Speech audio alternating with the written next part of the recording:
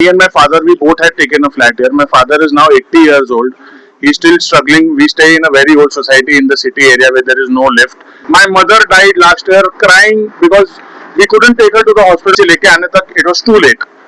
What do we do? What else do we do? How much more loss should we incur? RERA क्यों नहीं सुन रहा है? जब बिल्डर इतना 30 कंप्लेन अगर एक बिल्डर के अगेंस्ट आई है तो there means there is some fault. Builder right या तो हम 30 गलत है basically. I have filed a complain at the commissioner's office in November 2023. Still my FIR has not been taken into consideration. Why is that happening? माझं नाव श्रीकांत बनसोडे. मी या प्रोजेक्टमध्ये 2019 मध्ये flat book केला होता आणि ऑलमोस्ट 90% पेमेंट मी 2019 मध्येच केलं होतं आणि आम्हाला बिल्डरकडून सांगण्यात आलं होतं की लेटेस्ट बाय 2020 जानेवारी 2020 आम्हाला पोझिशन भेटणार होतं.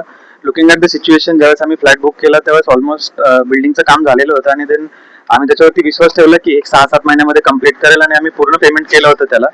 लास्ट मला वाटतं एक ऑलमोस्ट 10-12% काहीतरी पेमेंट बाकी असेल. बट त्या दिवसापासून प्रॉपर्टीमध्ये तो आलाच नाहीये, त्यांनी काही काम केलेलं नाहीये.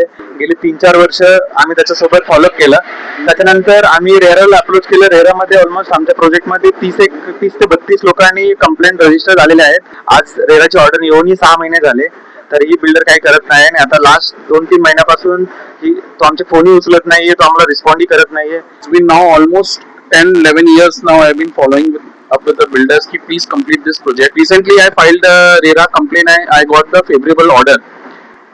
As per the RERA order, the RERA have asked me to builder to give me back my money along with the applicable interest whatever is there. But still no, almost 7-8 months has been done now. So there is no again help on that part also. या कंपनीचं नाव आहे निर्माण एनकॉन developers. हे जे owner आहेत ते निलेश कामटे आहेत आणि त्यांचे दुसरे पार्टनर आहेत दीपाला काळे. तर यांच्यावरून आम्ही फ्लॅट ॲग्रीमेंट 2017 जूनमध्ये केलं होतं. ह्याचं पजेशन मला मार्च 2018 मध्ये भेटणार होतं. आज आहे 2026 मार्च. जवळपास म्हणजे पूर्णतः 8 वर्ष झालेले आहेत आणि मला अजून काही आज जागेत मला पजेशन भेटलं नाहीये. Until now, I paid almost 22 lakh rupees as a EMI in last 7-8 years, and based on this based on this agreement, you can say completion is December 2019, on or before December 2019. But until now, there is no response from the builder.